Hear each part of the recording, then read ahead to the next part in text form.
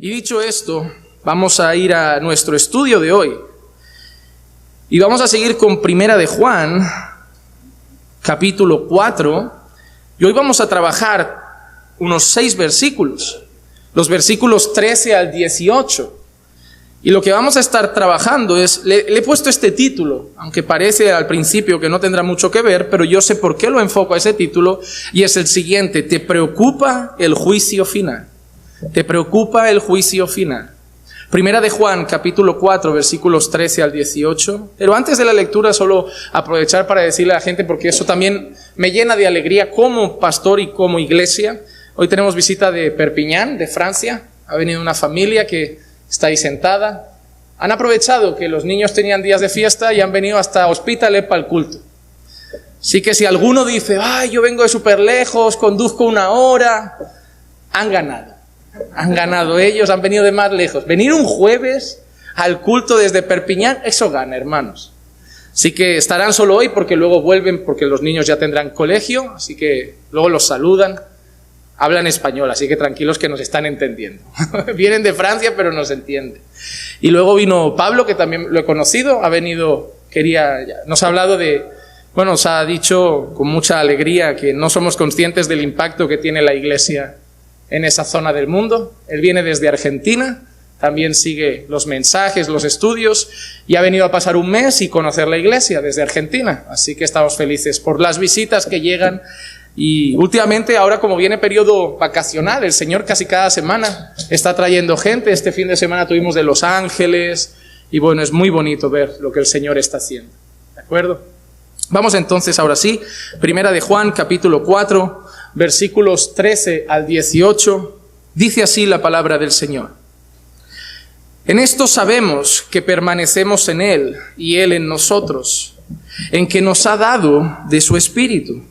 Y nosotros hemos visto y damos testimonio de que el Padre envió al Hijo para ser el Salvador del mundo. Todo aquel que confiesa que Jesús es el Hijo de Dios, Dios permanece en Él y Él en Dios. Y nosotros hemos llegado a conocer y hemos creído el amor que Dios tiene para nosotros. Dios es amor, y el que permanece en amor, permanece en Dios y Dios permanece en él. En esto se perfecciona el amor en nosotros, para que tengamos confianza en el día del juicio, pues como Él es, así somos también nosotros en este mundo. En el amor no hay temor, sino que el perfecto amor echa fuera el temor, porque el temor involucra castigo, y el que teme no es hecho perfecto en el amor. Padre, queremos, Señor, que hables a nuestras vidas, que trates con nuestros corazones, que edifiques nuestra alma, Señor. Queremos que puedas, Señor, tratar con nosotros de tal manera que lo que aprendamos hoy nos impacte, para que podamos, Señor, ser transformados. Que hoy tu palabra sea como espada para nuestros corazones. Que nos haga ver lo que debemos ver y nos haga cambiar lo que debemos cambiar. Para que vivamos una vida que te da la honra y la gloria todos los días. Habla hoy a tu iglesia, Señor, háblanos, te lo pido, en el nombre de Jesús. Amén, amén y amén. Vamos a ir como de costumbre analizando los versículos que vamos a trabajar hoy, y cada uno de esos versículos nos trae una idea. Lo que voy a hacer al principio es pasar un poco más rápido por encima de los primeros por un motivo, porque hablan de cosas que ya hemos tratado en otras lecciones. Empezamos con el versículo 13 y el que podríamos llamar como este título, el Espíritu testifica. El Espíritu testifica. Dice así: en esto sabemos que permanecemos en Él y Él en nosotros, en que nos ha dado de su Espíritu. Una de las cosas que vamos a leer en este texto de hoy como 2 o 3 veces es esa frase: permanecemos en Él y Él en nosotros. Porque es imposible estar en Dios y que Dios no esté en nosotros. Si se dan cuenta, podría decir simplemente: esto es una prueba de que estamos en Dios. Esto es una prueba de que estamos en Dios. Esto muestra que estamos en Dios. Pero no dice Juan solo eso, dice: estamos en Dios y Dios en nosotros. Y es importante recordar eso. Porque es muy importante para Juan saber que la unión que tenemos con Dios no es de alguien que camina al lado de alguien. A veces decimos esto, Dios va conmigo, pero lo decimos de una manera como si Dios estuviera a nuestro lado. A veces creemos que Dios va delante. No, Dios va delante nuestro. Sí, va delante. La verdad es que Dios es omnipresente. Dios va delante, Dios va detrás, Dios va a la derecha y Dios va a la izquierda. Pero Juan nos está recordando esto porque para Juan hay algo mucho más importante que saber que Dios va delante. Para Juan hay algo mucho más importante que saber que Dios va detrás guardando la retaguardia. Para Juan hay algo mucho más importante que Dios esté a nuestro lado. Para Juan lo más importante es que estamos en Dios y Dios está en nosotros. Y para Juan esa es la evidencia más grande. La primera cosa que dice Juan que evidencia eso es que nos ha dado de su Espíritu. ¿Sabes lo que está diciendo Juan con esto? No hay nadie en este mundo, salvo los hijos de Dios, que tengan el Espíritu de Dios. Y esto nos enseña dos cosas. Los mundanos no pueden degustar lo que es tener al Espíritu Santo. Y segunda cosa, no hay un ser especial en la iglesia que sea el ungido de Dios. Y eso Juan nos lo dijo una vez. ¿Recuerdan cuando Juan escribe? Porque vosotros tenéis la unción del Santo. El Espíritu Santo de Dios, los ungidos de Dios, los que han sido ungidos con el Espíritu Santo de Dios, no son 4 predicadores escogidos en el mundo, no son los 4 selectos, no son los 10 escogidos para ser los ungidos en medio del pueblo de Dios, es todo el pueblo de Dios. Y ese Espíritu es lo que testifica que somos de Él, que estamos en Él y que Él está en nosotros. Eso Juan nos lo ha dicho antes. ¿Qué nos ha dicho Juan antes? Hoy vamos a hacer voy a usar esta lección para recordar cosas que Juan ha dicho. Juan nos ha dicho esto en 1 de Juan 3:24. El que guarda sus mandamientos permanece en Él y Dios en Él. Y en esto sabemos que Él permanece en nosotros. ¿Cómo? Por el Espíritu que nos ha dado. Por el Espíritu que nos ha dado. Pero yo quiero que recuerdes esta frase: el que guarda sus mandamientos permanece en Él y Dios en Él. Y en esto sabemos que Él permanece en nosotros, por el Espíritu que nos ha dado. ¿Quién dice Juan en esta frase que acabamos de leer que es el que permanece en Él y Dios en Él? ¿Qué característica tiene? El que guarda sus mandamientos. Guárdate eso en la mente. Pero ahora seguimos. Por el Espíritu que nos ha dado, la marca para el creyente de que está en Dios y Dios en nosotros, la marca que testifica, la evidencia que testifica que somos y estamos en Dios, es el Espíritu Santo. Gálatas 4:6. Y porque sois hijos de Dios, Dios ha enviado el Espíritu de su Hijo a nuestros corazones. ¿Y qué clama? Abba, Padre. El Espíritu da testimonio dentro de nosotros de que somos hijos de Dios. No es normal que le preguntes a alguien, ¿tienes al Espíritu Santo? Y te diga, no lo sé. No es normal, porque si alguien duda de si tiene al Espíritu Santo, lo que está dudando es de si es cristiano. Hermano, nadie va al cielo sin el Espíritu Santo. Y nadie va al infierno con el Espíritu Santo. La marca del Hijo de Dios, del que va a vivir la eternidad gloriosa con Dios, es que tiene al Espíritu Santo. Si tú sabes que eres salvo y si tú sabes que eres un hijo de Dios, la certeza de eso te la da el Espíritu de Dios. No es tu carne la que te dice, eres un hijo de Dios. No es tu carne la que te dice, eres cristiano. Es su Espíritu el que dentro de ti te dice, no, eres de este mundo. Estás en este mundo, pero no eres de este mundo. Es el Espíritu el que testifica, tú eres de Dios. Tú perteneces a Dios. El Espíritu da testimonio. Ahora Juan nos da el segundo punto de esta enseñanza. La primera es que la marca de que somos de Dios, de que estamos en Dios y Dios en nosotros, es el Espíritu. Eso ya lo dijo, como hemos leído. La segunda cosa que nos va a decir Juan, ya la ha dicho también.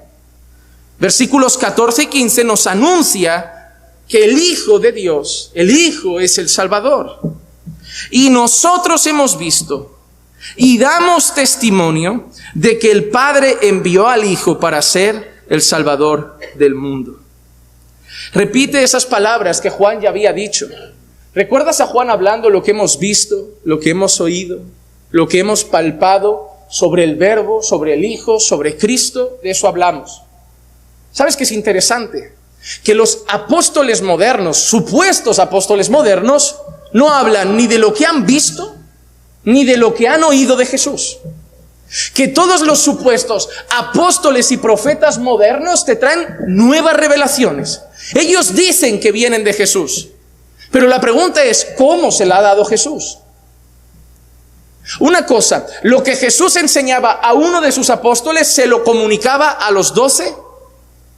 Jesús no separaba a uno y le decía, te voy a dar una revelación, y luego separaba a otro y le decía, te voy a dar otra revelación, y luego separaba a otro y le decía, te voy a dar otra revelación. Él tenía a sus apóstoles y les daba su enseñanza.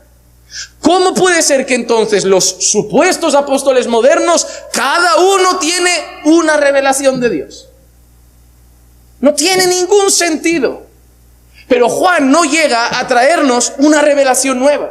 Juan no llega a decirnos algo que acaba de recibir en un éxtasis.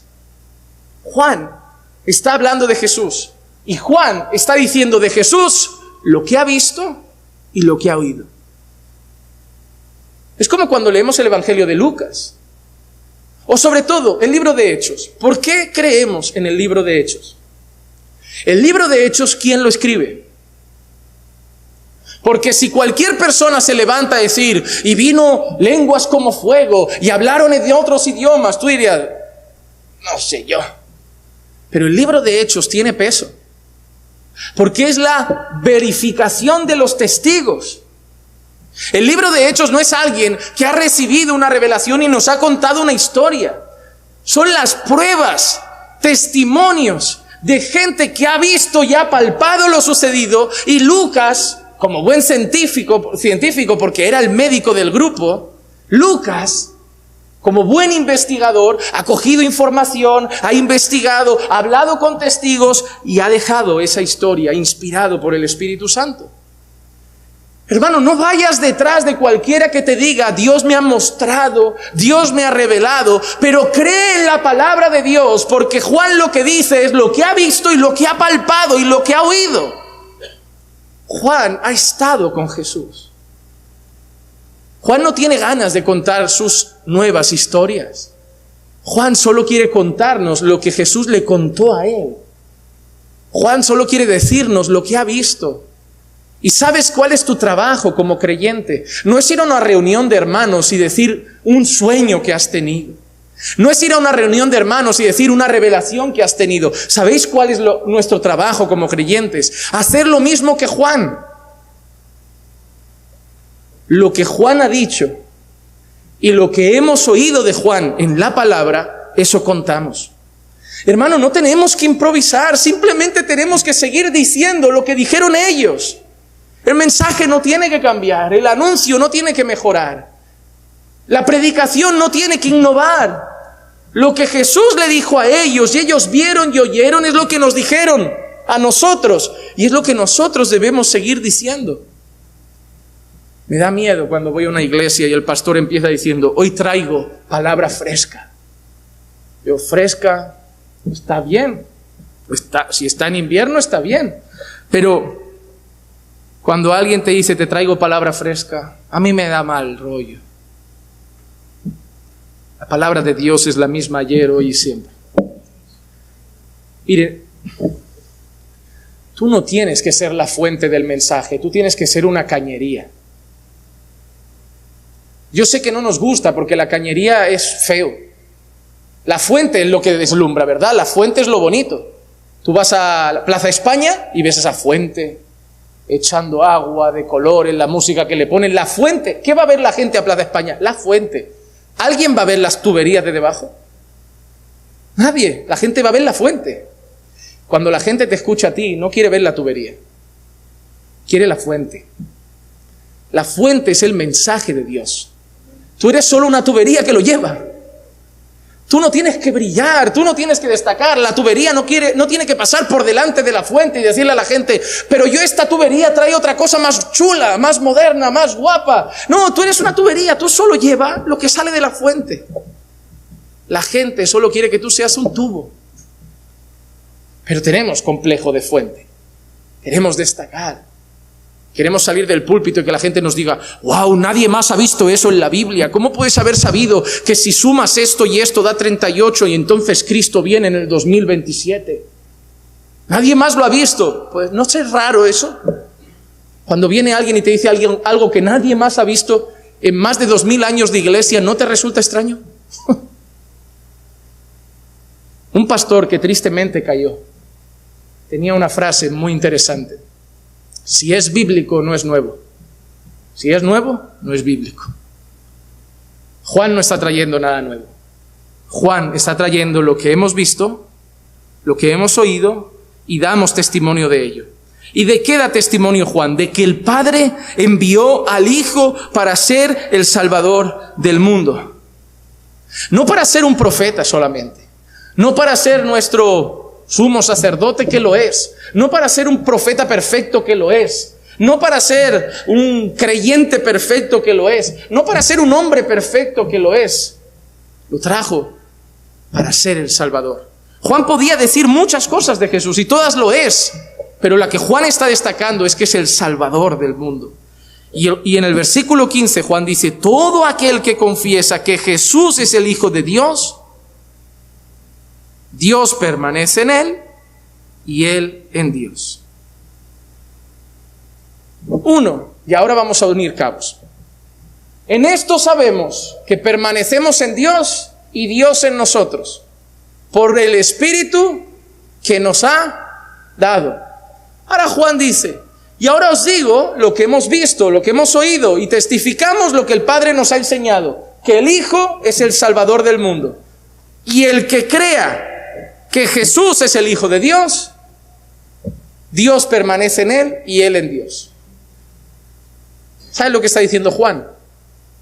Nadie sabrá que Jesús es el Hijo de Dios a no ser por el Espíritu que Dios le ha dado.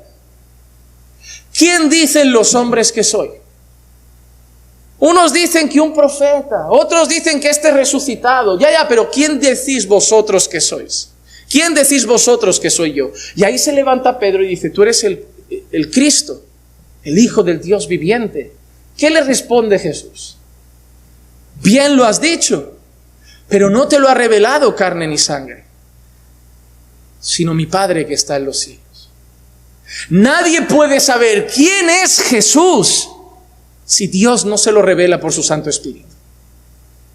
Por eso hay hombres que escriben historia y dicen, Jesús fue un judío, un mártir, el profeta de los cristianos. Jesús fue un hombre de paz. Algunos lo asemejan a una especie de Gandhi.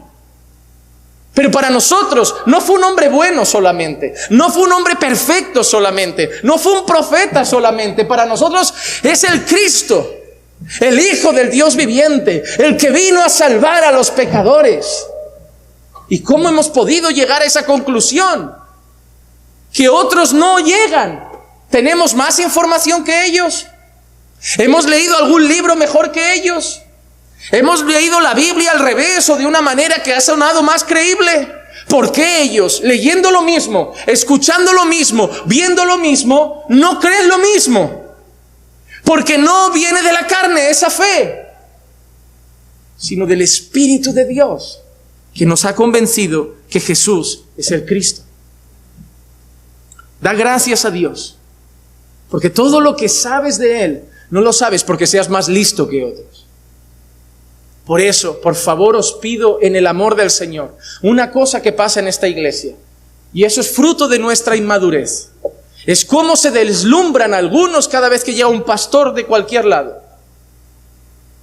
Llega un pastor o un creyente nuevo que sabe un poco de Biblia y vamos ya todos a sus pies, como si fuera un erudito. Todo lo que sabe alguien es por gracia. No hay gente más especial para Dios, a la que Dios se revela más. Sí, hay gente más dedicada al estudio, menos perezosa para leer. Hay gente con más ganas de conocer a Dios. Pero todo lo que sabemos es dado por el Espíritu de Dios. Leemos, entendemos y Él trae convencimiento.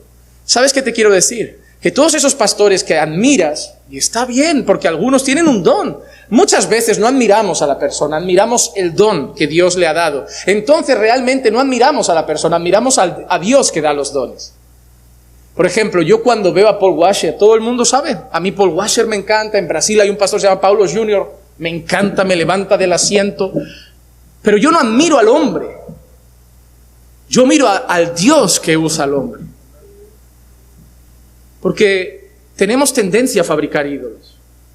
Y si miras mucho al hombre y crees que es el hombre el que tiene el talento, el hombre el que sabe, el hombre el fuerte, el hombre el poderoso, te vas a perder. Pero es Dios el que ha dado los dones para edificar a la iglesia. Yo cuando veo a esos hombres digo, Señor, ¿cuánto nos amas? Que nos has dado esos instrumentos que tú usas para nosotros. Para mí esas gentes son regalos de Dios. Yo no miro a ellos. Veo a un Dios que dice, quiero que mi palabra os llegue y voy a usar instrumentos para hacerla llegar. Gloria a Dios. No te deslumbres por los hombres. Deslúmbrate por el Dios que usa a los hombres. Y déjate ser usado por Dios también. Porque no hay hombres preferidos. ¿Qué nos ha dicho Juan antes relacionado a lo que acabamos de ver? En 1 de Juan, capítulo 4 y el versículo 10, dice así: en esto consiste el amor, no en que nosotros hayamos amado a Dios, sino en que Él nos amó a nosotros y envió a su Hijo como propiciación por nuestros pecados. Así que Juan acaba de recordarnos que Jesús es el Hijo de Dios que vino a salvarnos de nuestros pecados, pero es algo que Juan ya había dicho. Y también nos ha recordado Juan antes que todo el que confiesa que Jesús es el Hijo de Dios, Dios permanece en él y él en Dios. Por eso Juan nos está diciendo una cosa importante: sin el Hijo no estamos en el Padre. No se puede tener al Padre si no se tiene al Hijo. Mira lo que dice 1 de Juan 2:23. Todo aquel que niega al Hijo tampoco tiene al Padre. El que confiesa al Hijo tiene también al... Y ahora voy a decir algo que, si me equivoco, espero que Dios me convenza. Porque ahora mismo tengo convicción de lo que voy a decir.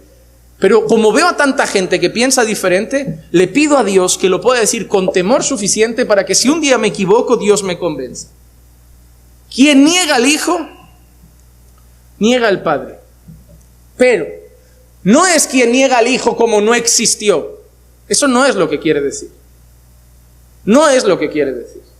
Porque Juan nos ha dicho quién es el Hijo de Dios. Juan nos ha dicho que es Dios mismo, Juan nos ha dicho que es el Salvador. O sea, tenemos que reconocer que Jesús es el Señor y Salvador.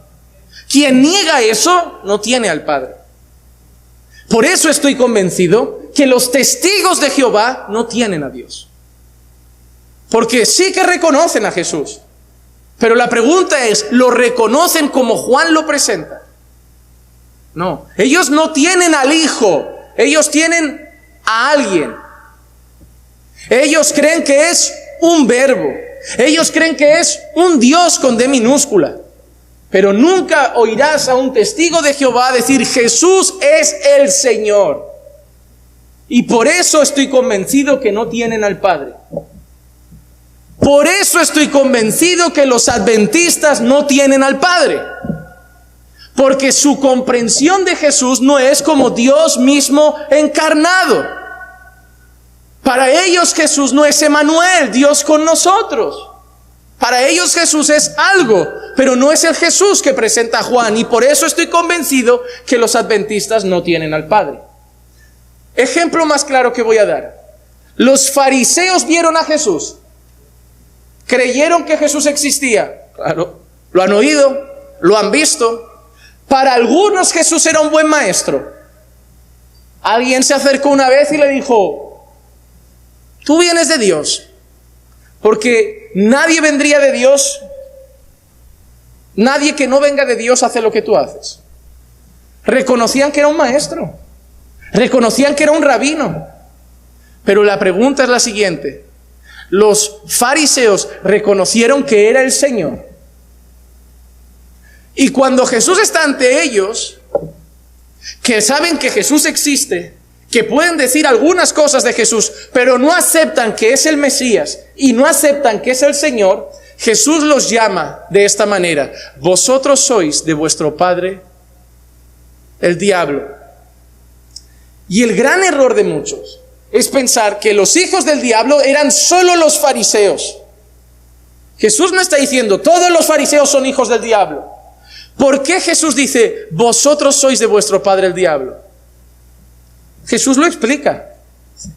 Si creyerais mis palabras, seríais de Dios, porque yo hablo de parte de Dios. Pero como no me creéis, no sois de Dios, porque si creyerais en mí, creeríais que Él me envió. Jesús no está diciendo, vosotros sois hijos del diablo porque sois fariseos. Jesús está diciendo, vosotros sois hijos del diablo, ¿por qué? Porque me rechazáis, porque rechazáis que soy el Mesías, porque rechazáis que soy el Señor. ¿Estamos de acuerdo? ¿Sí, no? ¿Por qué muchos se acercan hoy a un judío y lo llaman hermano cuando rechaza a Jesús? ¿Por qué muchos hoy se acercan a cualquier judío como diciendo, oh Jerusalén, tierra de nuestros hermanos? ¿Aceptan que Jesús es el Señor? ¿Aceptan que Jesús es el Mesías? Porque hasta donde yo sé, ¿qué están esperando? Que su Mesías venga. ¿Hay que orar por la paz en Jerusalén? Sí. ¿Hay que orar por su conversión? Sí. ¿Son nuestros hermanos porque han nacido en Tel Aviv? ¿Son nuestros hermanos porque en vez de una bandera roja y amarilla, su bandera tiene la estrella de David o su bandera tiene colores azul y blanco? ¿Son nuestros hermanos porque usan kipá? ¿Son nuestros hermanos porque oran en el muro de las lamentaciones? Sí. ¿Siguen la Torá? Sí. ¿Son celosos de la ley? Sí. ¿Practican ceremonias religiosas? Sí. ¿Comen pan sin levadura? Sí. Y los fariseos también. Y los fariseos también. Por eso Pablo en una ocasión en el libro a los Romanos dice, ojalá yo fuera anatema para que ellos fueran salvos. Pablo dice, mirando a sus antiguos compatriotas, ojalá yo me fuera al infierno, si así ellos se salvaran. ¿Saben qué está diciendo Pablo? No son salvos. Los judíos, de los que yo era uno, no son salvos. ¿Por qué? Si son celosos. Pero Pablo mismo también dice, pero no tienen un celo adecuado. No tienen un celo con conocimiento. Ellos practican su propia justicia, en lugar de haber recibido la justicia que es por la fe en Jesús. ¿Hay que orar por su salvación? Sí. ¿Hay que llamarlos hermanos? No. Quien no tiene al Hijo, no tiene al Padre. Y a no ser que alguien me convenza con la Escritura de lo contrario, a mí el movimiento de hoy, de que todos los judíos son hijos de Dios, no lo veo en la Escritura. Porque si ser judío, es decir, si nacer en Tierra Santa, es ser hijo de Dios, como digo, yo meto a Ixuani que le queda una semana en un avión, la mando para Jerusalén y ya nace un hijo de Dios. Pero que sea un hijo de Dios, el bebé de Ixuani Chema no depende de que nazca en Jerusalén o de que nazca en Belviche o de que nazca en Andalucía. Depende de que nazca de nuevo. Obra que solo Dios puede hacer por su Santo Espíritu. En un judío o en un gentil, pero que deben reconocer a Jesús como el Señor, deben hacerlo. Para Juan eso es muy importante. Y la única manera de permanecer en Dios y permanecer Dios en nosotros es porque el Espíritu nos convenza de que Jesús es el Señor. No intentes meterle a la fuerza con un calzador de zapato a tu familia a Cristo. Ruega al Padre que les abra los ojos por su Santo Espíritu. No es tu fuerza, no es tu elocuencia, no son tu insistencia lo que va a salvar a tu familia. Es una obra graciosa y poderosa que solo Dios por su Espíritu puede hacer en sus corazones. Tú no estás aquí porque fuiste más listo, tú estás aquí por la gracia de Dios. Y mañana tus hijos y tu familia también pueden estar. Si hoy tú estuvieras en el mundo todavía, nadie daría crédito de que tú te puedes salvar. Así como muchos no dais crédito de que un padre, un amigo puede hacerlo. Pero tú estás aquí, Si Dios te salvó a ti y si Dios me salvó a mí, Dios puede salvar a los nuestros. Por muy duro que sean hoy. Por muy duros que sean hoy. Vamos al siguiente punto de nuestra enseñanza. Ahora veremos que permanecer en Dios también es permanecer en Él Amor. Mira lo que dice el versículo 16. Y nosotros hemos llegado a conocer y hemos creído el amor que Dios tiene para nosotros. Dos palabras muy importantes. Hemos llegado a conocer y hemos creído el amor que Dios tiene para nosotros. Hermano, yo no sé tú, pero ahí el amor no parece un sentimiento. El amor se cree y se conoce. No es algo que se siente. ¿Cómo, si el amor es solo un sentimiento, podemos decir que lo vamos a conocer? Podríamos experimentarlo, ¿no? Pero Juan no ha usado esa palabra, experimentar el amor. ¿Que lo hemos experimentado? Sí. ¿Que lo hemos sentido? Claro que sí. ¿Cuántas veces no sentimos el amor de Dios? Pero Juan ahora ha usado dos palabras muy importantes. Hay que creer el amor que Dios ha tenido por nosotros. Porque tú predicas a la gente que Jesús vino al mundo a pagar por sus pecados, pero no creen en el amor que Dios ha tenido por ellos. ¿Sí o no? No lo creen. Porque ¿cuál es la mayor muestra de amor de Dios para con nosotros? En que siendo aún pecadores, Cristo murió por nosotros. Pero ellos no quieren creer el amor que Dios ha tenido para nosotros. Pero tú y yo lo hemos creído. Pero no solo lo hemos creído. Ha usado otra palabra. Lo hemos conocido.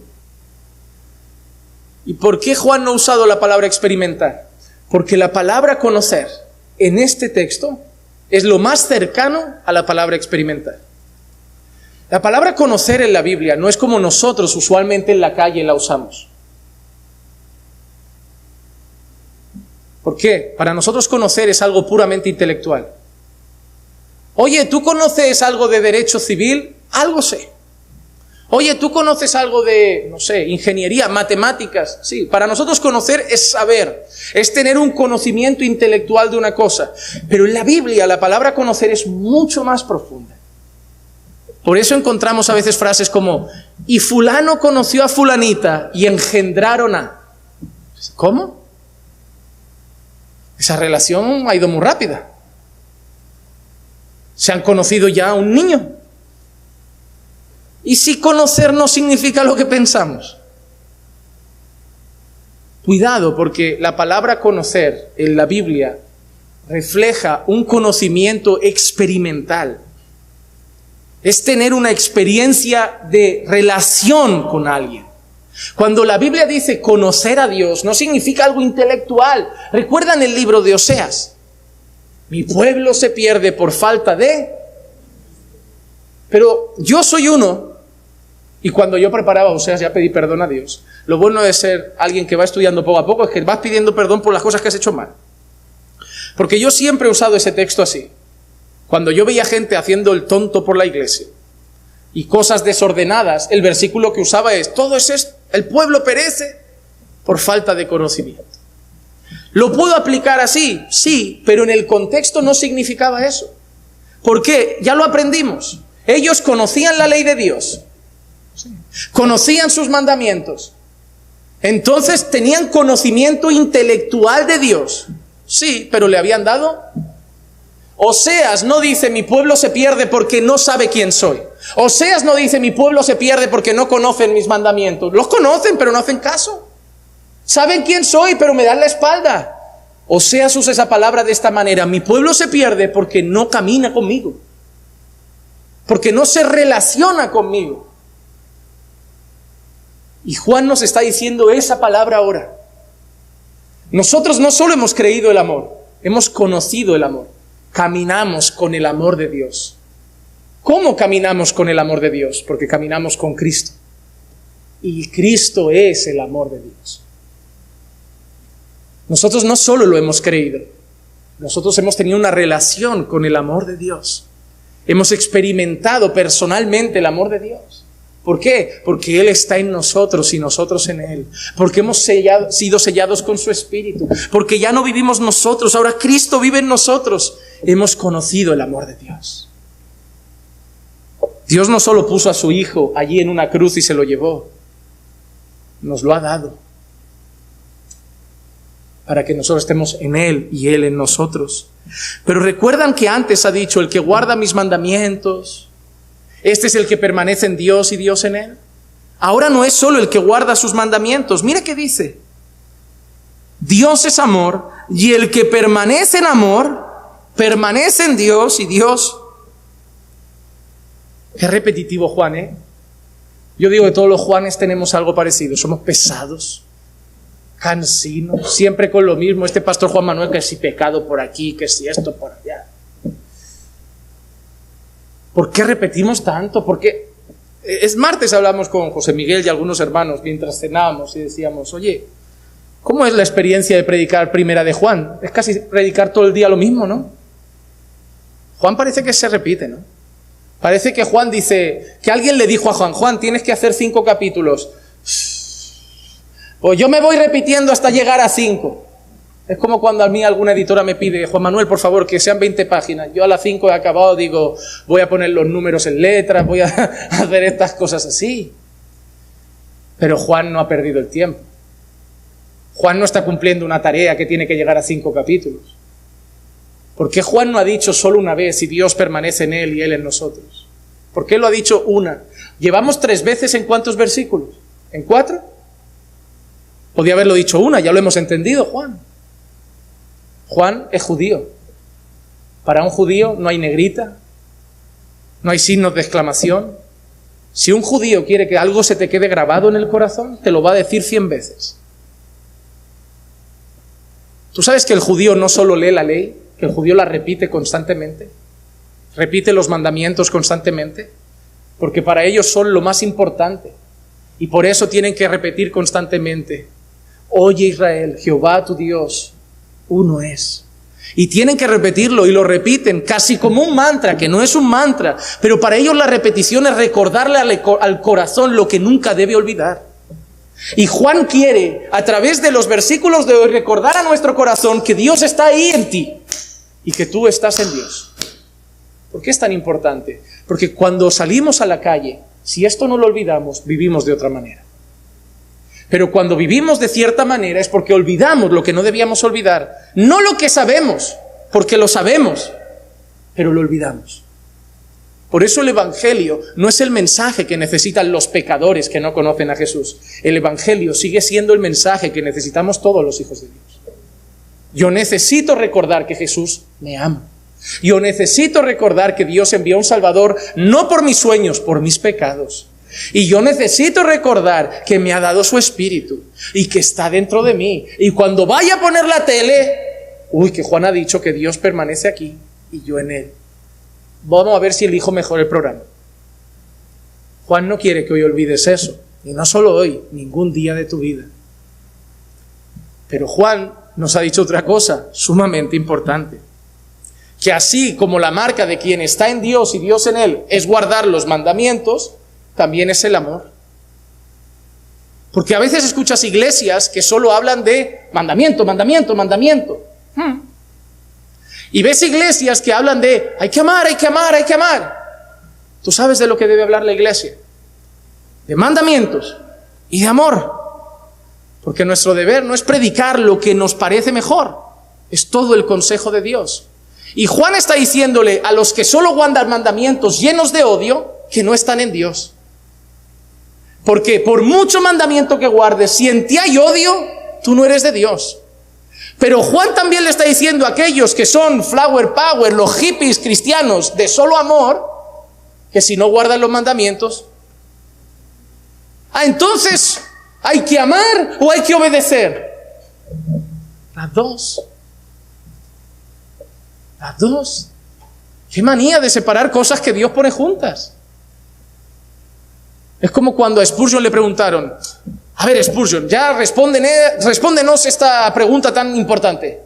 ¿Es la soberanía de Dios o la responsabilidad del hombre?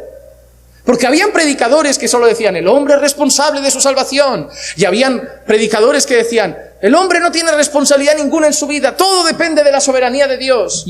Y Spurgeon a veces no cuadraba, porque a veces decía, oye, tienes que orar, tienes que vivir en santidad, quien no vive en santidad se va al infierno. Y ellos, soy responsable entonces. Y luego predicaba la semana siguiente y decía, hermanos, porque es imposible vivir en santidad si el Señor no nos hace vivir en santidad. A ver, Semana pasada yo salí de aquí pensando, tengo que esforzarme, y hoy salgo de aquí diciendo el que se tiene que esforzar. Spurgeon, a ver, o responsabilidad del hombre o soberanía de Dios. Y Spurgeon, muy brillantemente, como siempre, dijo, ¿qué es más importante? ¿Inspirar o expirar? ¿Qué se necesita para vivir? ¿Para qué queréis separar lo que Dios no ha separado? ¿De quién depende nuestra salvación?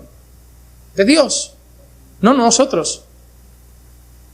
Pero ¿a quién hace Dios responsable en el proceso, en santificarse, guardarse y luchar? A nosotros. Y Dios lo puso muy junto y claro en unos versículos que la gente se sigue peleando con ellos. Guardad vuestra salvación con temor y temblor. Responsabilidad, ¿sí o no? Porque Dios es el que pone el querer y el hacer. Soberanía. ¿Para qué nos vamos a pelear con algo que Dios ama ver junto? Dios ama verlo junto. La salvación es del Señor. Pero Él nos llama a participar en el proceso de santificación, de guardarnos, de cuidarnos. Dios no dice, te he salvado, ahora túmbate en una hamaca y ya está. No, yo voy a poner. Lo que pasa es que eso nos enseña que cuando yo oro, yo ayuno, yo lucho con el pecado, no me doy golpes en el pecho diciendo, soy un campeón evangélico. Miro al cielo y digo, Señor, gracias por darme las fuerzas, porque yo esto no lo haría por mí mismo. Esa es la clave.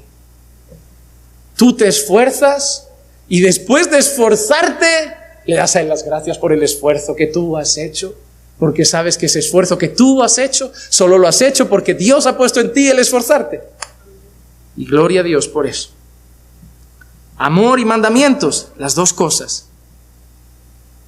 ¿Qué nos ha dicho antes Juan? Primera de Juan 4:7, Amados, amémonos unos a otros, porque el amor es de Dios. Y todo el que ama es nacido de Dios y conoce a Dios. Mandamientos, sí. Y amor, también. El amor es donde debemos estar y es el reflejo de que estamos en Cristo. El propio Señor Jesús dijo esto en Juan 15, versículos 9 al 12. Como el Padre me ha amado, así también yo os he amado. Permaneced en mi amor.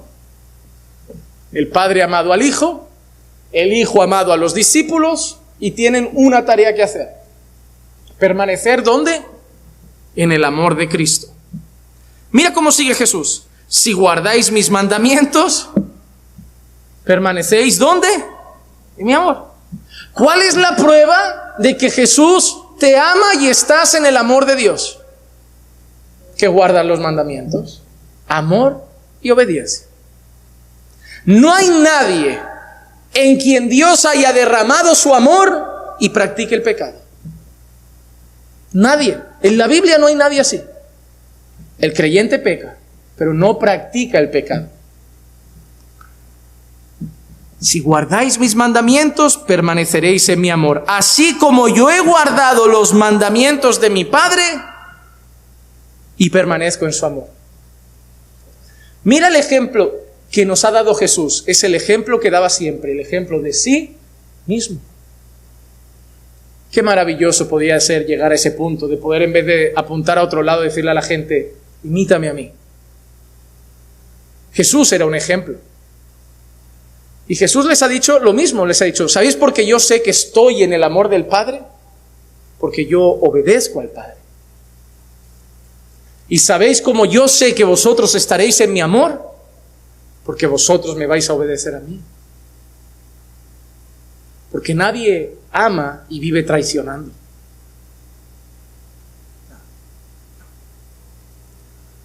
Estas cosas os he hablado para que mi gozo esté en vosotros y vuestro gozo sea perfecto. ¿Has experimentado un gozo perfecto alguna vez? Perfecto. Perfecto. Yo no. ¿Tú sí? Yo me he alegrado. Yo he sentido gozo. Pero perfecto.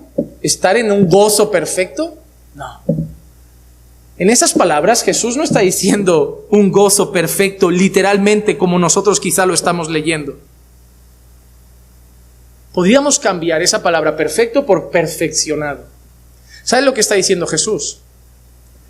Si guardáis mis mandamientos, sabréis que estáis en el amor de Dios, y eso a vosotros os dará gozo. Porque no tendréis miedo, no tendréis temor. Cuando tú llegas a un creyente que a pesar de que no sea perfecto, vive en comunión con sus hermanos, ora, lee la palabra, lucha con el pecado, crece en santidad, a pesar de que no sea perfecto, a ese hombre le preguntas, ¿quién es tu padre? Y te va a decir, yo soy hijo de Dios. Y lo ves con gozo, no lo ves atormentado, sintiendo las llamas del infierno, lo ves seguro. Y a esa persona le preguntas, ¿tú eres salvo? Sí, por la gracia de Dios. Y está contento, y alaba contento. No es perfecto, se equivoca, pero sabe que es un hijo de Dios. ¿Y qué trae a su corazón eso? Gozo. Si yo vivo una vida de obediencia a Dios, si cumplo sus mandamientos, a pesar de que nadie es perfecto, pero sé que me esfuerzo por obedecerle, que camino con Él, que me relaciono con Él, que camino con su pueblo, yo sé que soy creyente y espero que tú lo sepas. Y tener la seguridad de que soy salvo, ¿qué trae a mí? Gozo, paz, alegría. ¿Tengo miedo del infierno? No. ¿Por qué quiero que analicemos esta palabra? Porque se va a parecer mucho a lo que vamos a ver ahora. ¿Me preocupa el juicio? ¿Tengo miedo de la última hora que el Señor me... Estoy tranquilo y estoy seguro. ¿Por qué? Porque lo que Dios está haciendo en mi vida me da seguridad de que Dios está haciendo algo. Yo me conozco, yo sé quién era. Yo sé lo que amaba mi corazón, yo sé lo que pasaba por mi mente, yo sé lo que deseaban mis entrañas y sé lo que ha pasado ahora aquí dentro. Y eso me dice algo. Igual no se ve tanto como yo querría, igual no he cambiado todo lo que se espera de mí, ya seguiré cambiando, pero yo sé lo que ha pasado aquí dentro y sé que si me muero hoy, estaré con Cristo. Y eso me hace vivir mi fe, ¿sabes cómo? Feliz. Para mí el cristianismo es alegría. Soy salvo. Creo que va a haber un juicio y creo que yo voy a ser, no seré cizaña, yo seré trigo. No seré cabra, seré oveja. Yo seré de los que el Señor dirá, venid benditos de mi Padre. Yo lo sé, es que yo lo sé. Eso no es soberbia, eso no es arrogancia. Yo sé que soy el marido de iglesia. Yo sé que soy pastor de esa iglesia. Tener la seguridad de una realidad no es ser arrogante. Yo sé que soy alto. Eso, ¿qué hombre más arrogante? Se cree alto. No, soy alto, no me creo alto, soy alto. ¿Por qué? Porque la estatura media en España es una y la supero. Hay una realidad, soy alto. También sé que soy gordo. Solo que hay una realidad es que a uno no le gusta decir tanto. Y hay una realidad más importante que ser alto, gordo en mi vida. Soy hijo de Dios. Y es una realidad. ¿Por qué?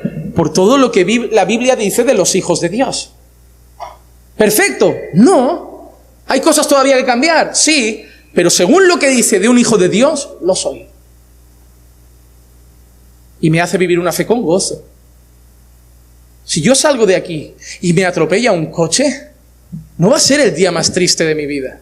Va a ser el día más triste de la vida de Iglesia, pero no de la mía. De la suya espero que sí, pero no de la mía. Espero que sea triste. Luego me lo cuenta. Pero para mí va a ser un segundo raro. Porque solo voy a escuchar ¡pum! Y voy a ver a alguien que me va a decir, entra en el gozo de tu Señor. ¿Qué miedo tengo que tener de la muerte? ¿Qué miedo tengo que tener de que me dé un infarto?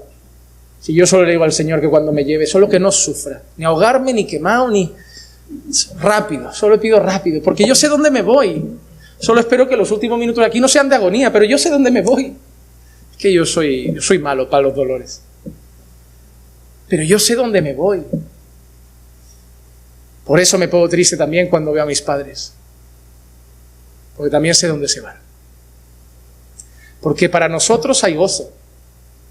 Pero al mismo tiempo, mientras estamos en esta tierra y miramos a los que queremos, pero no tienen esa seguridad, ese gozo se nos apaga un poco. Porque me encantaría ir al entierro de un primo y decir, descansa en paz, está en un lugar mejor. Y lo peor es que todos mis familiares me buscan, porque como yo soy el cristiano de la familia, creen que encima yo voy a ser el que diga eso. Como, tranquilos familia, que está con Dios, pero soy el único que sabe que no está ahí. Mi familia cree algunos que nos mira desde el cielo, que está con Dios cuidándonos, pero yo en ese momento, yo en los entierros, yo tengo que disimular mucho. Porque a veces no querría ni ir. Porque mientras todos recuerdan la vida, era así, aquí yo también lo hago. Pero mi corazón está diciéndome, pero tú sabes dónde está. Claro, no puedo ir a mi primo y decirle, tu padre está en el infierno en ese momento, lo voy a hundir. Pero yo lo sé. ¿No te entran ganas de predicar un poco más? ¿No te entran ganas de evangelizar un poco más? Yo doy gracias a Dios por el equipo de Pasión por las Almas, porque habéis entendido lo que tenemos que hacer. Cada uno aporta su granito de arena y vosotros estáis haciendo una parte muy bonita. Y yo espero que más se animen a participar. Más.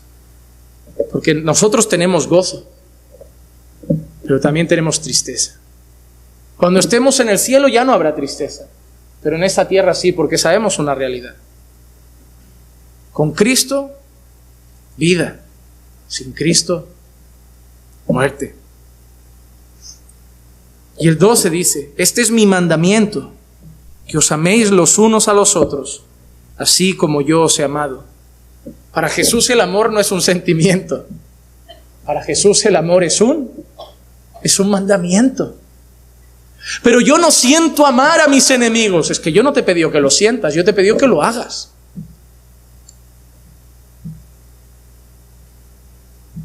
Hermano, tú no tienes que sentir amor por la gente.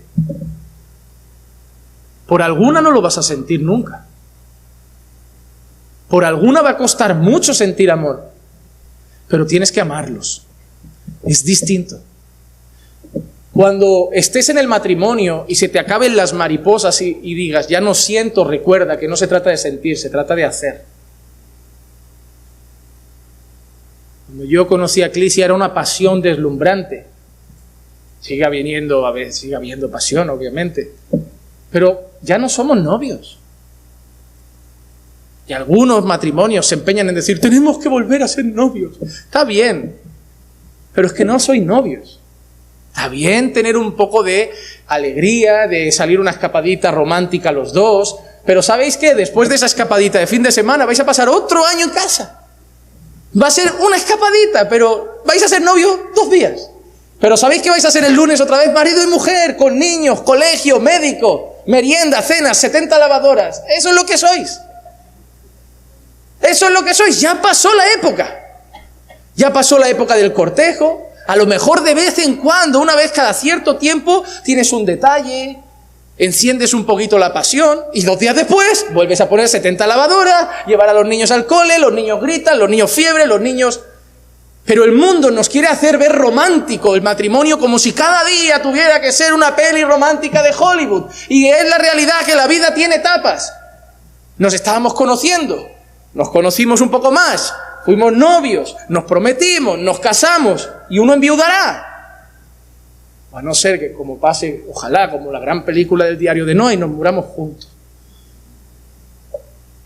Pero la realidad es que no sois novios toda la vida. Pero porque seguimos con la misma persona toda la vida. Porque los sentimientos cambian, los escenarios cambian. Porque la mujer que cuando tú le decías, en 5 minutos llego, y salía del portal con sus tacones, guapa, ahora te despierta el sábado y va con su chándal y el moño. Claro que hay algo que ha cambiado. Te entran ganas de decir, me voy y vuelvo en 5 minutos. Pero sientes cosas diferentes, pero yo creo que la amas más. Empiezas a ver sus defectos. Un día entras al baño, ¡uy! Yo no quería ver eso. Eso pasa en todas las casas, pero sigues ahí cada día. Abrazas a la misma persona, besas a la misma persona, porque amar no es un sentimiento, es una decisión. Yo he decidido amar a mi esposa hasta que la muerte nos separe. Habrá días que celebraremos el matrimonio, haremos cena romántica, uno se vestirá más elegante y al día siguiente vuelta al chándal. Pero la voy a amar el día del aniversario y la amaré el lunes. Porque es una decisión. Dejad de intentar llevaros por las emociones solamente. Este mundo nos quiere viciar a las emociones.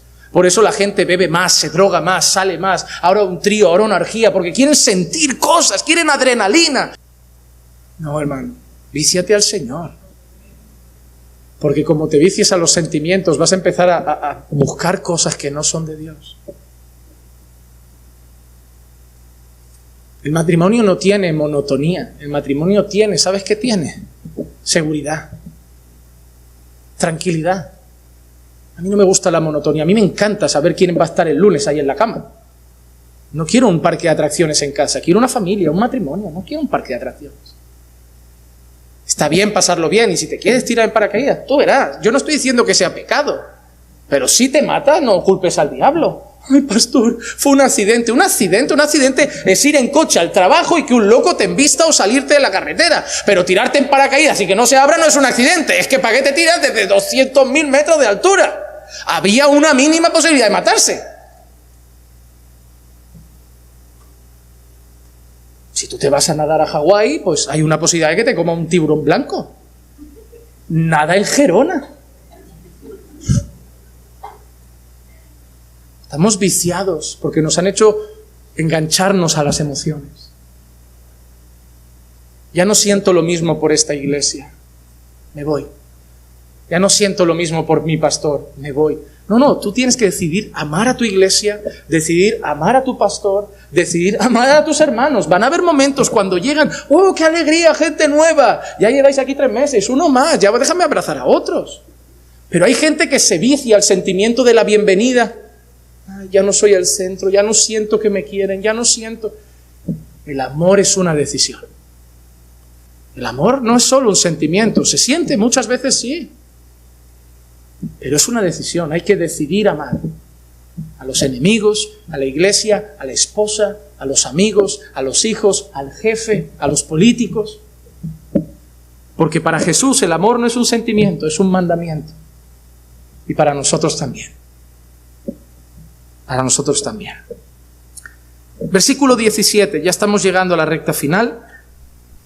Ahora Jesús nos dice, Juan nos dice, que el amor se va perfeccionando. Juan dice en el 17, en esto se perfecciona el amor en nosotros, para que tengamos confianza en el día del juicio, pues como Él es, así somos también nosotros en este mundo. El que permanece en amor, permanece en Dios y Dios en él. ¿Qué significa para Juan amar? Jesús lo dijo claro, el que me ama, guarda mis mandamientos. Este es el mandamiento nuevo que os doy. Ese es el mandamiento que os doy, que os améis los unos a los otros. Y ahora Juan dice, en esto se perfecciona el amor en nosotros, para que tengamos confianza en el día del juicio, pues como Él es, así somos también nosotros en este mundo. Te voy a hacer una pregunta. ¿Tú eres como Dios en este mundo? ¿Está diciendo qué aquí? Así como yo os he amado, amaos vosotros también, dijo Jesús. Y así como Él ha sido en este mundo, así nosotros debemos ser. En el contexto está hablando del amor hacia los hermanos, hacia el prójimo. Y mira lo que ha dicho, para que tengamos confianza en el día del juicio. ¿Qué tiene que ver que yo ame a los hermanos para tener confianza en el día del juicio? Porque Jesús dijo que quien no ama sigue en tinieblas. Si tú vas a todos los cultos, oras en tu casa, lees la Biblia, ves 20.000 prédicas de Sugel, de Miguel Núñez, del quien sea, pero luego no amas a los hermanos, puedes preocuparte para el día del juicio. porque no te vas con Dios. Ah, pero lo hago todo. Repito, ¿es mandamientos o es amor? Son las dos. No es solo hacer la parte. Es que a mí la gente no me gusta. A mí me gusta ser más individualista. Me da igual lo que te guste. Es que la vida cristiana no se trata de lo que te gusta, se trata de lo que le gusta a Jesús. A mí hay gente cristiana que me ha dicho, yo no soy sociable, yo soy asocial. Tú no eres cristiano. Ah, tú no puedes decir eso porque yo tengo una relación con Dios. Sí, tú solo. En la eternidad hay una eternidad para todos nosotros y una para ti solito. Está ahí. Venid a mí, ariscos de mi Padre. Venid a mí, caballos solitarios. Venid a mí, que tengo un cielo para vosotros. Aquí están las cabras, aquí las ovejas y ahí el asocial. ¿En qué parte de la Biblia leéis esto? Solo leéis lo que os gusta. ¿Creéis que a mí me gusta relacionarme con todo el mundo todos los días? ¿Que todos los días me apetece? Yo hay días que tengo reunión y no me apetece. Yo hay días que hay culto y no me apetece. Porque tengo un mal día, porque tengo compromisos, porque lo que sea. Y hay días que un hermano me necesita y yo estoy muy cómodo en casa en pijama y zapatillas. Pero si el hermano lo necesita hay que ir. Porque no se trata de lo que me gusta, de lo que me apetece. Se trata de lo que le gusta a Dios. Y a Dios le gusta que ame a mis hermanos. Pero a mí me cuesta, pues ora. Así como oraste para luchar contra la inmoralidad, así como oraste para luchar contra el orgullo, ora para luchar contra tu falta de amor al prójimo. Porque es muy serio. Es muy serio. Es como si Jesús hubiera venido a obedecer todos los mandamientos, se subiera a la cruz y dijera, Padre, yo cumplo contigo, pero esta gente me cae fatal. No. Hay que amar. Y no se puede amar sin relacionarse, Ah, a mí yo amo desde la distancia. Lo amo desde la distancia. ¿Se puede amar a una esposa desde la distancia? ¿Se puede amar a un hijo desde la distancia? Ah, sí, porque yo lo tengo en Perú. Bueno, no estamos hablando de eso. Estamos hablando de poder tenerlo cerca y no querer verlo. De tener a tu padre en el pueblo de al lado y no verlo en 6 meses. Eso está mal. Yo entiendo que tengas a tu padre en la Conchinchina, en Ecuador, y no puedas verlo. Pero si tú tienes a tu padre en el pueblo de al lado y no quieres verlo, eso es un problema. Porque no se puede honrar a un padre al que no se visita de vez en cuando. Es muy fácil decir yo honro a mi padre cuando evitas todos los problemas con tu padre desde lejos. Los padres no siempre son fáciles, pero hay que honrarlos. Y para honrarlos hay que tratarlos. La iglesia no siempre será fácil, pero hay que amarla. Y para amarla hay que tratarla. A mí esta gente que llega tarde, se sienta sin decir hola y se va sin decir adiós, me da pena. Porque no son creyentes y creen que sí. Porque no se puede amar la cabeza y no amar el cuerpo.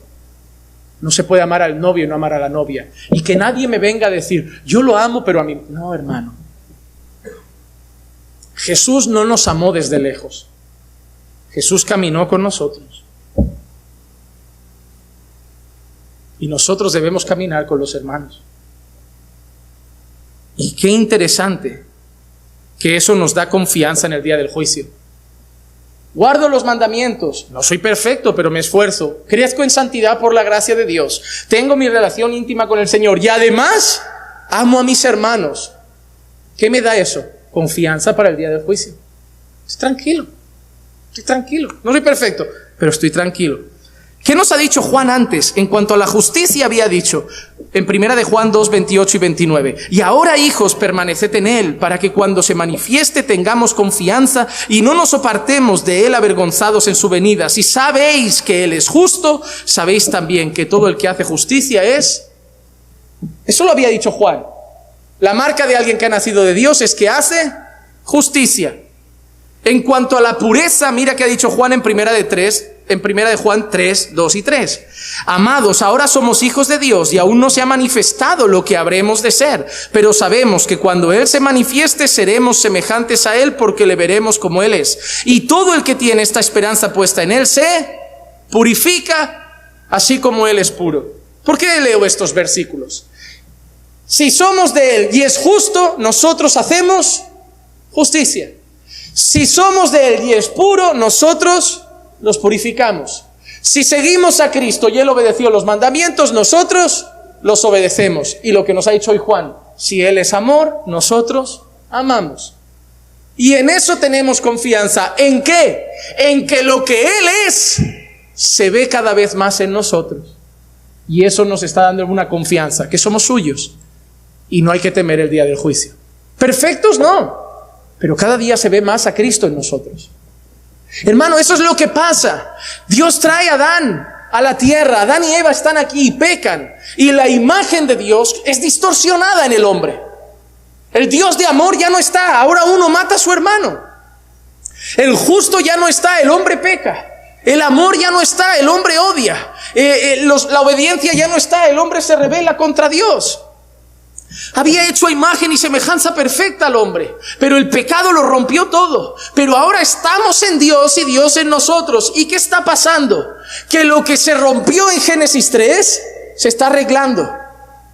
Tú y yo no éramos justos, porque ahora hacemos la voluntad de Dios, porque Él está arreglando lo que el pecado rompió. Tú y yo no amábamos a quien nos interesaba, a quien nos aportaba, a quien era egoísta, era para nosotros, era un amor mundano. Pero ¿por qué ahora amamos a nuestros enemigos? ¿Por qué soportamos a gente? ¿Por qué perdonamos las ofensas? Porque Dios está restaurando la imagen rota. Y eso me está recordando algo, que en vez de seguir la descendencia de Caín y cada vez tener la imagen más rota, en Cristo Dios está restaurando lo que rompieron en el Edén. Y cada vez se ve más de lo que Dios hizo en mí otra vez. El que empezó la buena obra la va perfeccionando. Y eso nos da confianza para el día del juicio. Como un teólogo, un escritor dijo una vez: yo no soy lo que era, y yo no soy lo que debería ser, pero por la gracia de Dios, yo no soy todavía lo que debería ser, pero por la gracia de Dios ya no soy lo que era. Hermanos, ya no somos los mismos. Hemos cambiado. No hemos dejado solo el alcohol y las drogas. Ha cambiado algo dentro. Algo ha hecho un clac aquí dentro y es otro corazón. Hermano, no se hemos vuelto una vida sana como un deportista de élite que ya no se va de fiesta y trasnocha. Ha cambiado aquí. Por fuera también, pero ha cambiado algo aquí. Ya no miro lo mismo, ya no amo lo mismo, ya no me divierte lo mismo, ya no me motiva lo mismo, ya no anhelo lo mismo. Mis sueños son otros, mis metas son otras, mis prioridades son otras. Algo ha pasado aquí dentro y eso me da una seguridad. Yo soy de Él y me da confianza para el día del juicio. ¿Y qué hace ese amor? Echa fuera todo temor. Versículo 18 y terminamos. En el amor no hay temor. ¿A qué temor se refiere? Antes he hablado del juicio. La gente puede tener miedo del juicio de Dios, miedo de irse al infierno, pero nosotros que estamos en su amor, no tenemos temor. Porque sino que el perfecto amor echa fuera el temor, porque el temor involucra castigo, y el que teme no es hecho perfecto en amor. Si yo noto que cada vez amo a más personas, amo más a mis hermanos, y yo digo, este no es el Juan Manuel de antes. El Juan Manuel de antes no amaba a esta gente. El Juan Manuel de antes ya habría pegado 20 portazos y se habría alargado por 1000 cosas. El Juan Manuel de antes no estaría hoy aquí. No estaría un jueves por la tarde aquí, ni un martes por la tarde aquí, ni el domingo por la mañana aquí temprano. El Juan Manuel de antes no se acordaría de la gente para orar por ellos. El Juan Manuel de antes jamás doblaría sus rodillas en casa ni 5 minutos por el problema de una persona a la que hoy llama hermano. ¿Qué ha pasado? El amor de Dios ha llegado. Por eso ya no me tiemblan las piernas pensando en el infierno y en el juicio. Porque ese amor no es mío. Lo ha puesto Dios. Eso es que soy suyo. Y me da confianza para el día del juicio. El Espíritu que ha empezado al principio diciendo que testifica, es el que no me deja tener miedo. Romanos 8:15, pues no habéis recibido un espíritu de esclavitud para volver otra vez al temor. ¿A dónde? Al temor. Porque aquellos que vivían ganándose la salvación, los que habéis hecho el curso de teología, supongo que Samuel os habló de cómo se sentía Lutero al principio, antes de conocer la gracia de Dios. Lutero os dijo cuántas horas se confesaba. Nadie quería confesar a Lutero. Cuando alguien decía, Lutero ha pedido para confesarse, dile que no estoy. Dile que no estoy. Dicen que a veces se confesaba horas, salía y a mitad de camino decía, ¡oh! Y volvía otra vez a ver si seguían ahí porque se había acordado de otra cosa. Lo más impactante es que cuando lees, dicen que Lutero llegó a odiar a Dios. Le preguntaron, Lutero, ¿tú amas a Dios? A Dios, yo a veces lo aborrezco. Porque Lutero quería ganarse el cielo. Y cada día que llegaba al final del día por la noche veía que no llegaba. ¿Cómo ese Dios va a ser bueno si ha puesto la vara de medir tan alta? No llego, nadie llega, me voy al infierno. Por eso Pablo ha dicho, ¿para qué queréis volver otra vez al temor? ¿Qué temor? El de aquel que se intenta ganar el cielo. Ese se va a atormentar. Estudiad un poco incluso de John Bunyan, de las cosas que se le pasaban por la cabeza. Más de un hombre de Dios ha luchado ya con esas cosas de autocondenarse, porque todavía no ha entendido la gracia de Dios. Sin embargo, dice Pablo, sino que habéis recibido un espíritu de adopción como hijos, por el cual clamamos, tengo temor. Yo tengo un padre. Yo soy su hijo. Pero, a pesar de todo, el creyente puede perder una cosa. Hemos hablado de no tener temor, de sentirnos seguros, de sentir confianza, de decir, mira, qué bien ha sonado el pastor diciendo, si yo me muero hoy, derecho al cielo. Pues yo no lo sé. Puede pasar. Le puede pasar eso a un creyente. Mira qué le pasó a David. El Salmo 51:12, David dice, restitúyeme el gozo de ¿qué? Y sosténme con un espíritu de poder. ¿Recuerdan lo que hemos hablado antes del gozo? ¿Qué le había pasado a David con ese gozo? ¿Qué le había pasado a David? ¿Recuerdan que David una vez dijo, tú vienes a mí con espada y lanza, yo vengo a ti en el nombre del Señor de los ejércitos? ¿Qué le había pasado a David? ¿Qué le había pasado a ese adorador? ¿Qué le había pasado a ese chico que tocaba el arpa y salían los demonios de Saúl? ¿Qué le ha pasado a ese que sabía que era el escogido de Dios? ¿Qué le ha pasado a ese que vino un profeta directamente y entre todos derramó aceite sobre él y dijo que era el escogido de Dios para ser rey? ¿Qué le ha pasado? Ya no se siente hijo. David no siente la salvación, no tiene gozo. ¿Saben lo que le había pasado a David? Se había acostado con quien no debía. Había hecho lo que no debía. Y cuando uno peca, no pierde a lo mejor la salvación, pero ya no la siente igual. Tú puedes ser un hijo de Dios y haber fallado a Dios hasta el punto de ya no sentirte un hijo de Dios. Porque tu cabeza, que conoce a Dios, te va a decir, un hijo de Dios no haría esto.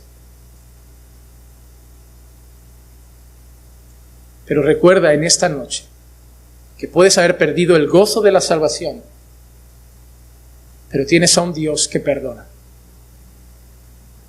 David no dijo que eso no iba a volver. ¿Qué dijo David?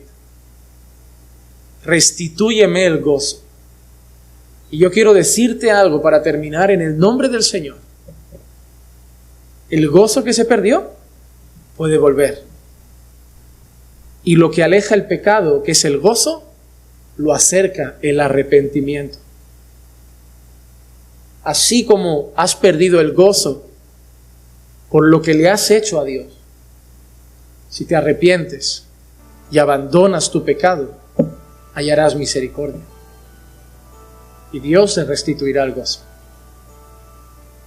Y yo deseo Que Dios trate hoy con nuestros corazones, para que todo aquel que no tiene ese amor que echa fuera todo temor, pronto, tras arrepentirse y abandonar lo que sea, pueda recuperar la seguridad de decir, si hoy parto con el Señor, parto con Él, porque yo tengo el gozo de la salvación. Que Dios trate con cada uno. Vamos a orar. Padre, gracias.